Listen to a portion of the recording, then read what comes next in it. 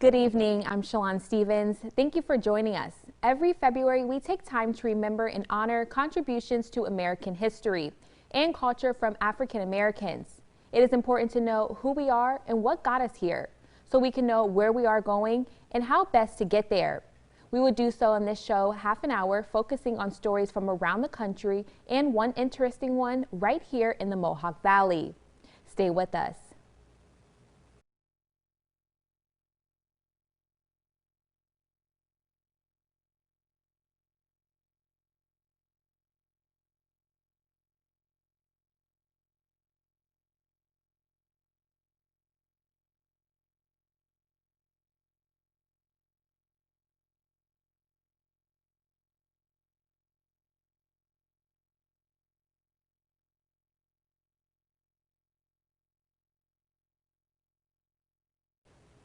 Welcome back. Families are at the root of the American history.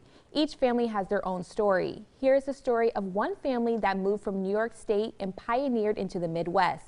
Melissa Phoenix tells us about the Jeffrey family. The Jeffrey family migrated to the Upper Peninsula from New York. Historian Eric Smith says they commonly migrated to where they could get land. They left New England as a group and moved into New York State around the Erie Canal in the 1840s, and they stayed there for about 10 years before they started to move up to the UP. And it seems like Asa was the point guy, the point man. He would always go first, and then everybody else would follow. So they ended up there in 1850. They stayed there approximately to 1857, and then the Klan moved down into the Minnesota Territory, and then from there to Iowa, and then eventually here to Chicago. In Ontonagon, Horace, Josiah, and Asa Jeffrey owned 400 acres of land combined. 11 Jeffrey members fought in the Civil War. So I have their military records, and the occupation is listed as farmers around 1860, around in that time period. But they were also barbers. Barbers lended you to be independent, okay? So when they were in the UP, they worked as barbers and musicians, okay? My great-great-grandfather, Charles, was a fifer with the 19th Wisconsin Regiment during the Civil War. Initially, when they got to the Upper Peninsula, Josiah and Asa voted in Ontonagon's first election.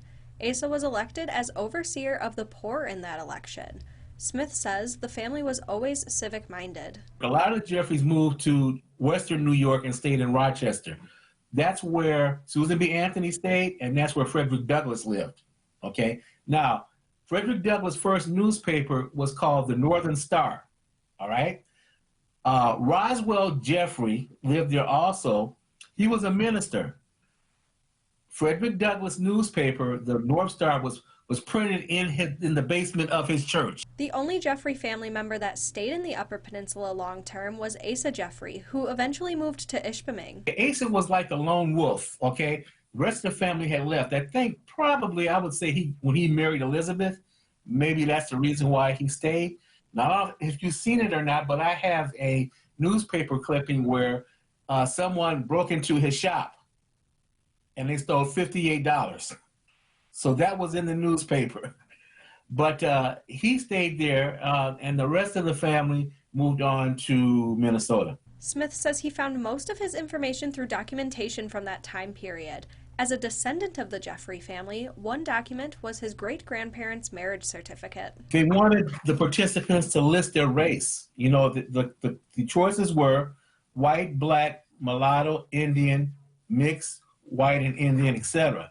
Now, for race, for my great-grandfather, they had it listed as Creole with mixed blood. But actually what he was black and Native American, okay? And of course, my great-grandmother was listed as German, which was kind of progressive for 1893 in Sparta, Wisconsin. Smith says people should seek out and document their family's history. What I want to know, what people to know is, like, when I wrote this book, I wanted to be documented, a record that they were there. Because if you don't do it and people don't know about these things, it will never be discovered. So that's what I want people to understand, is to know that Black people were all over this country. And I call it, as far as my family is concerned, I call it the Great American Experience, because they were there almost in every period in this country. Melissa Venix, Local 3 News. When Black athletes use their fame to influence change in our country, it takes courage to make a bold stand, and we will introduce you to some people who are taking that stand. Plus one athlete who made one of the biggest protests on one of the most visible international stages. That's when we return.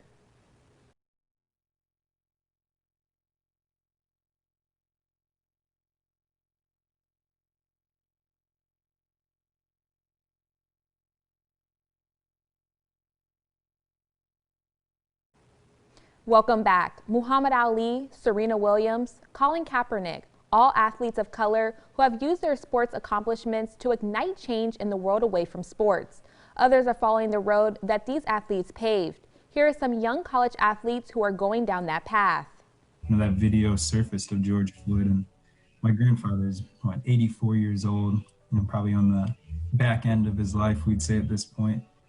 And he just called me and he said maybe 5 words.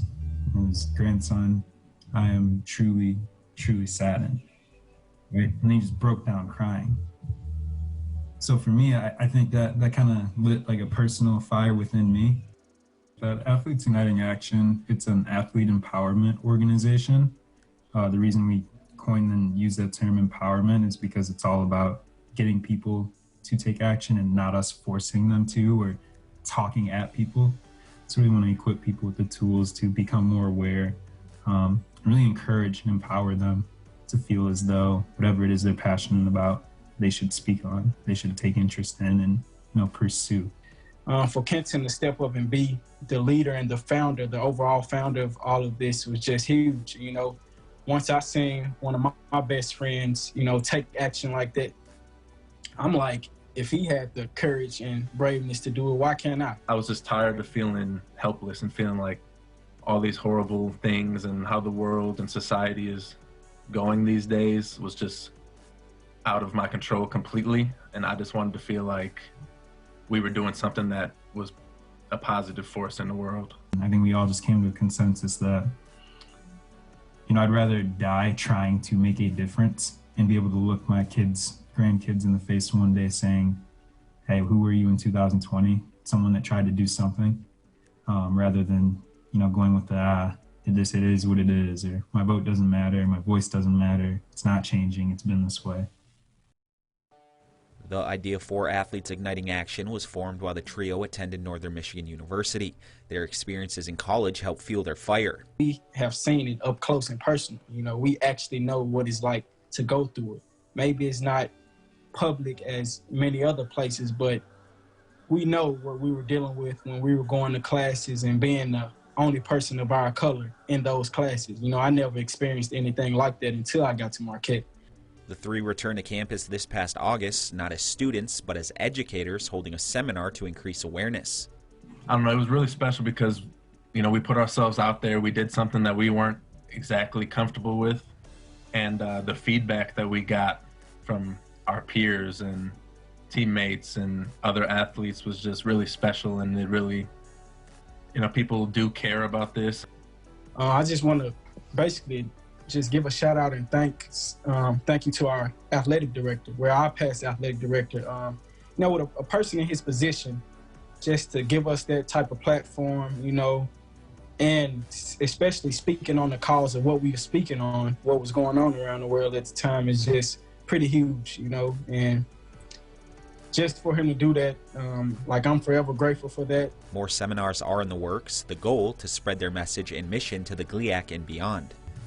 So really laying out a blueprint for them to be able to go back into their respective institutions, their own communities, and relay a similar message, find the common ground that we all have, find what we all care about, and how to communicate and be leaders within their own communities. This is the time we really should keep going, Kenton has been preaching it for a while now. Just because things are dying down doesn't mean we have to stop. No matter who you are, you can make a difference. Like, we're just 3 people who played basketball, and we decided that we wanted to, get involved and be a positive force. And no matter how big or small you decide to make your actions, if you try to do something positive, that's a step in the right direction. And anybody can, you know, make a huge difference if they really want to. We're always told by our coaches, administrators, when you're on campus, people are paying attention to you. And with one click of a button, athletes these days have the ability to reach 1,000, 500, 10,000, a million people in some cases. So I think it's really directed at athletes, but we want to engage people outside of athletics to encourage athletes to do better. I think our long-term vision is to be able to bring in the next wave of people and inspire them to keep going with it. For more information on Athletes Igniting Action and how you can join the cause, go to athletesignitingaction.com or visit the group's Facebook or Twitter pages. An iconic image of black athletes fighting for change came at the Summer Olympic Games of 1968. American sprinters Tommie Smith and John Carlos shared the medal platform and during the national anthem raised a gloved fist in protest in support of the civil rights movement under attack in America that year. Reporter Anthony Bailey spoke with Smith and looks back at his action. It was flaring, very flaring. In the 60s, the King administration, the Kennedy administration, Malcolm X and others that made Tommie do better than what he did yesterday. At the time, Smith, who was part of the ROTC, was on scholarship at San Jose State. We worked and we acquired that egocentric type attitude of working to survive. Raised in Lemoore as one of 11 children, Smith says he was taught to work hard and stay quiet. I came from the cotton fields in the San Joaquin Valley. I didn't hear very much of news anytime while I was growing up in the valley and into Lemoore High School. His record-breaking speed on the track became his calling card. I do believe the old attitude that action speaks louder than words.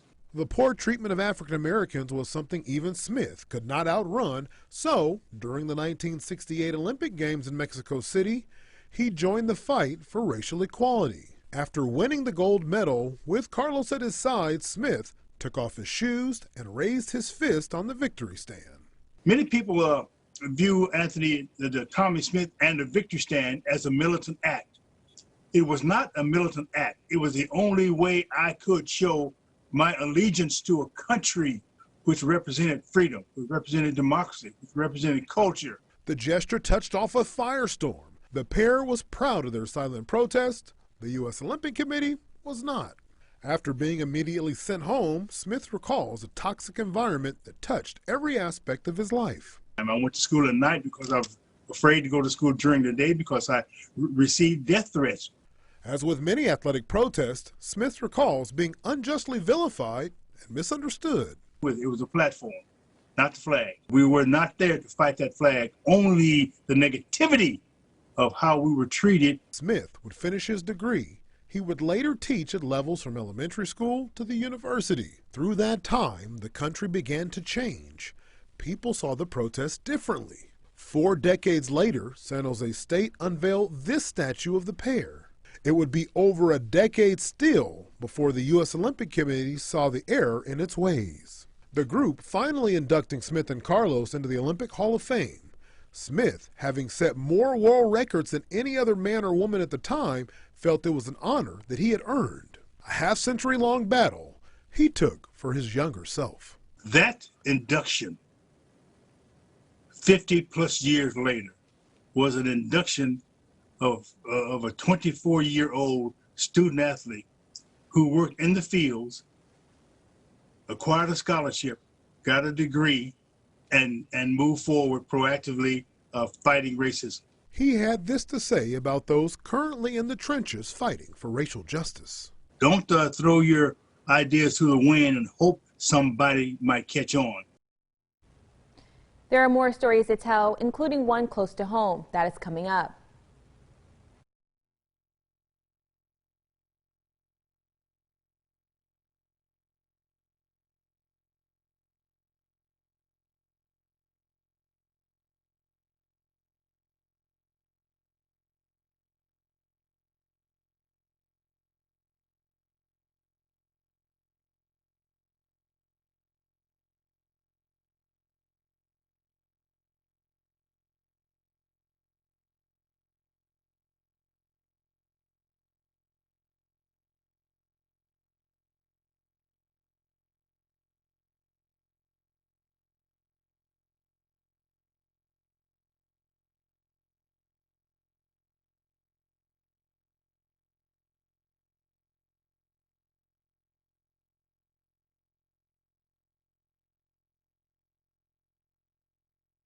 Welcome back. We just heard from Black Americans whose names may be familiar to you.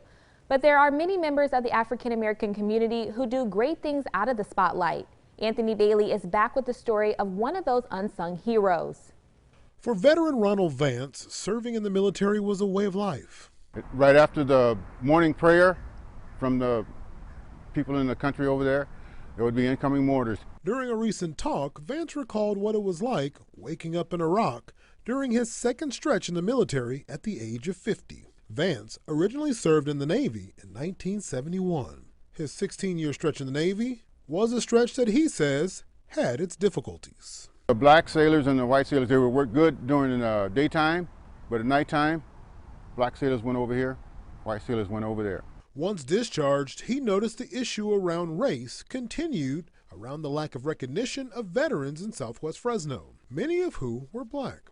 I always heard about this parade, Veterans Day parade. Didn't get to be in that parade until like 2008. On one unsuspecting day, that would all change. Coming out of the Boys and Girls Club wearing a Vietnam vet's hat, Vance recalls being approached by a lady named Lisa Daniels. I have nothing to say. 20 minutes later, I hear laughing. Like, what are you laughing at? She said, I thought you had nothing to say. Daniels is the executive director of Unsung Heroes Living History Project. The group highlights the service of African American veterans. Daniels, who lives in the Sacramento area, graduated from Roosevelt High School and spoke about the lack of stories of black soldiers. I wanted to learn more about blacks in the military and couldn't find anything. An interest taken up after learning her grandmother was a riveter on the Franklin Roosevelt, which blew my mind because she raised me. Recognizing that black soldiers' sacrifices outpaced their recognition. It was a problem that community leader Maxie Parks also shared. It can go all the way back to the Civil War. We have made contributions in the military, so why aren't we given the opportunity to recognize those persons who have made those sacrifices? Unsung Heroes Fresno was born. The display, which by last count had at least 120 veterans, features one side of veterans that are still breathing, while the other side has passed on. An array of experiences that Parks felt was important to get in front of the community's youth. A lot of these young kids think sports is the only way out for them, but they can have a career in the military. Stories of valor and honor they hope will motivate the next generation of those that will serve. The young kids that come in here, they look over at that wall and then they see their relative. They see the people who they know on a personal basis being given some recognition and being honored, and that's what it's all about. When we come back, we are going to look into our own backyard for a part of Black history in our own community. You wouldn't recognize, even though you may have driven by it many times. It was meant to be underground.